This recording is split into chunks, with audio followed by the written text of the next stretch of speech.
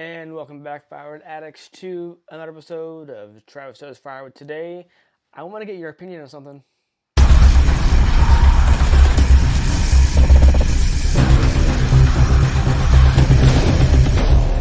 All right. So, something happened at the firewood stand like a week ago or so, and I want to get your thoughts. And so I'm gonna show camera angles, and forgive me, I'm gonna be looking up this direction at my other screen. Don't mind that. I'm still focused on you, but yeah, like at my firewood stand, I have cameras, and I have documented that on the channel. I think that they're a good thing to kind of be aware of what is going on in your stand, theft for sure, or if someone would ping me on my ads, I could bring up my phone and say, confirm, yes, I have X amount of bundles, I have Y amount of racks, or say I'm sold out, etc., and not have to go outside and check. Like I look at my phone and look at the camera, I zoom in, it's there, done. I think it's worth the money. And I have on the firewood stand, I have a sign that says, smile, you're on a camera, or there's a camera on the premise. So I'm not concerned about like illegality issues, and I have shown people's faces on here, especially with their, if they're gonna be stealing my firewood. I didn't show that kid a while back that was like up at like midnight writing profanities on the notepad that I have at the stand. Anyway, this is something different. So this guy, and I'll show you now, he parked in front of my firewood stand on the road, checked out the cedar, and then, wait, no, I had that backwards. He first got out of his car and tried to zip up his coat, which I thought was weird, and then was like touching, feeling the cash box, and then went around the corner. You see him do that, and then you see the footage of him looking at my cedar kindling, which I think at the time was empty. Now, that's the stuff that I'm going to pause here.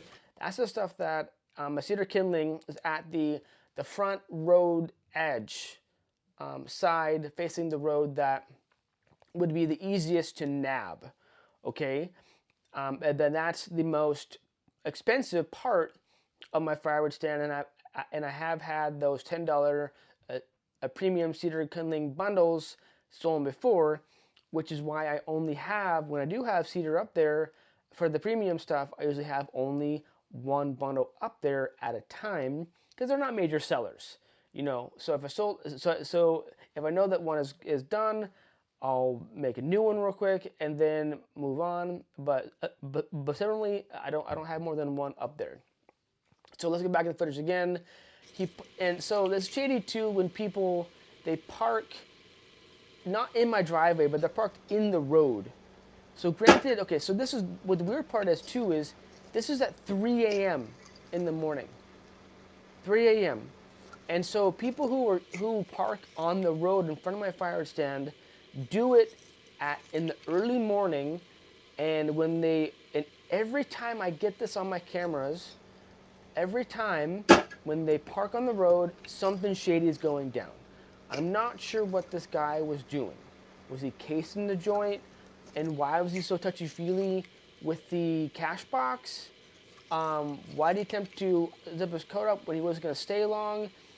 I mean, I had firewood there at the front, type thing. I had like bundles available, and I think I had a rack. I think it says the show was in the camera. I think I had a rack there available, but he only was scoping out the cedar. And so let me go back to the cash box again. Like touching it, is it real? Was he trying to check out if it was secure or just like floating? He didn't attempt to take it off or anything like that. He was there for like less than a minute, like 30 seconds. I mean, both these clips together is a 20-second clip, like going on about.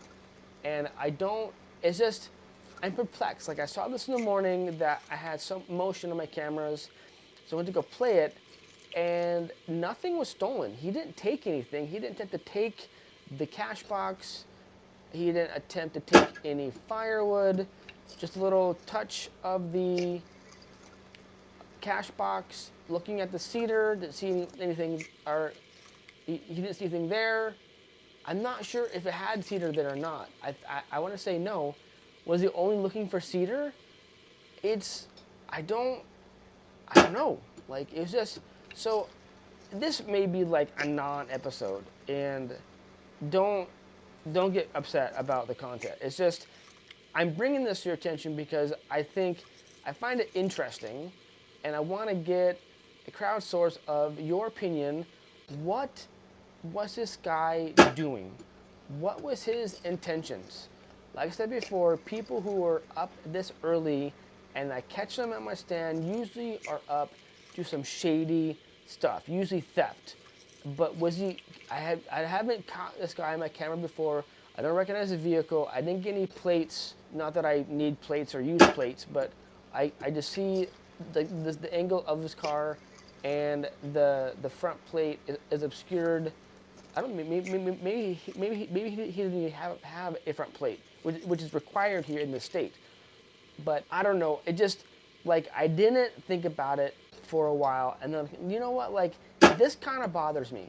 This kind of bothers me that this guy, in the early morning, felt the need to stop his car in the middle of the road in front of my house and check out my firewood stand, and it was just weird. Like, was he legitimately trying to figure out, like, if was it real? Was it locked? Like, locked down? Do you think that he'll come back and buy firewood at some point? Like, he saw the cash box, so he knew, like, where to put the money if he came back and wanted to buy firewood?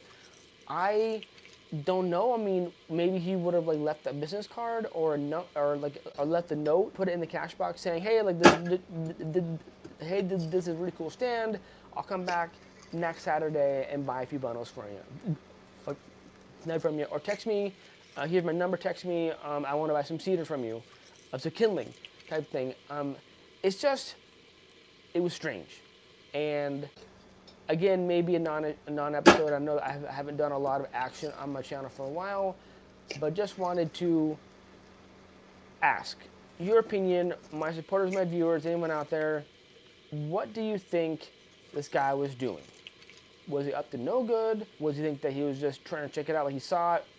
Now, I'm on a small road, and it does get some traffic, but usually people who are on the road, people who are, they live there. And this was in the morning, I think on a weekday, not on a weekend. So not like he was like up from like drinking and decided to go home.